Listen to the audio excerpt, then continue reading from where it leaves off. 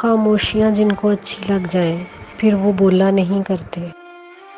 سہنے والے کو اگر صبر آ جائے تو کہنے والے کی اوقات دو کوڑے کی رہ جاتی ہے۔ جب کوئی نہ سمجھ رہا ہو تب خاموش ہو جانا بہتر ہے۔ بحث باتوں کو بگاڑ دیتی ہے۔ کیا فرشتے چلے گئے ہیں کندھوں سے کہ اب لوگ لوگوں کا حساب کرتے ہیں؟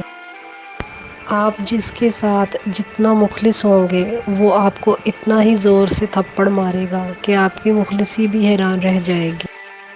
زبان سے اتنا ہی بولیے جتنا پھر کان سن سکیں۔ دھیان رہے کہ روٹھی ہوئی خاموشی سے بولتی ہوئی شکایتیں اچھی ہوتی ہیں۔ اپنی حالت سنوار بیٹھی ہوں، سنو میں تمہیں دل سے اتار بیٹھی ہوں۔ اپنے آپ کو ماضی کا قیدی نہ بناؤ، وہ زندگی کا سبق تھا، کوئی عمر بھر کی سزا نہیں۔ رشتوں کی بقا کے لیے رابطے ضروری ہیں کیونکہ بھول جائیں تو اپنے ہاتھوں سے لگائے ہوئے درخت بھی سوکھ جاتے ہیں۔